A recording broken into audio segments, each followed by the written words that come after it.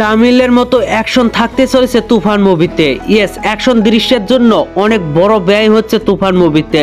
তুফান মুভির বিস্তারিত কিছু আপডেট নিয়ে আজকের এপিসোড। তো চলুন মূল গসিপে। শাকিব খান অভিনীত তুফান মুভির বিভিন্ন তথ্য এখন নেট পাড়ায় ভাইরাল। তুফান চ্যাপ্টার 1 রিলিজের পর চ্যাপ্টার 2 শুটিং শুরু হবে। তুফানে থাকতে চলেছে ধুমধাম অ্যাকশন দৃশ্য। বাজেট ব্যয় হচ্ছে অনেক বেশি। বেশ কিছু সূত্র এবং নেট পাড়ার গুঞ্জন অনুযায়ী তুফানের অ্যাকশন দৃশ্যের জন্য যত টাকা ব্যয় হবে সেটা দিয়ে একটা ভালো কমার্শিয়াল মুভি নির্মাণ করা সম্ভব। কিছু কিছু রিপোর্ট বলছে প্রায় 5 কোটি টাকা ব্যয় হচ্ছে তুফানের অ্যাকশন দৃশ্যে। তবে এর কোনো অফিসিয়াল তথ্য পাওয়া যায়নি। তুফান মুভিতে ভিন্ন এক অবতারে দেখা যাবে শাকিব খানকে। সেই জন্য শুটিং এর ফাঁকে জিমেও ঘাম ঝরাচ্ছে শাকিব খান।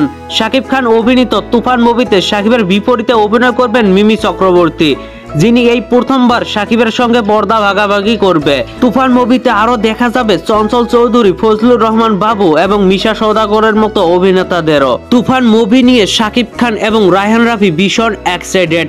বর্তমানে কলকাতায় চলছে সিনেমাটির শুট। তো বন্ধুরা, তুফান মুভিটা নিয়ে আপনারা কতটা এক্সাইটেড জানাতে পারেন নিচে থাকা কমেন্ট বক্সে।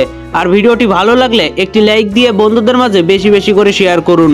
ধন্যবাদ পুরো ভিডিওটির সঙ্গে থাকার জন্য।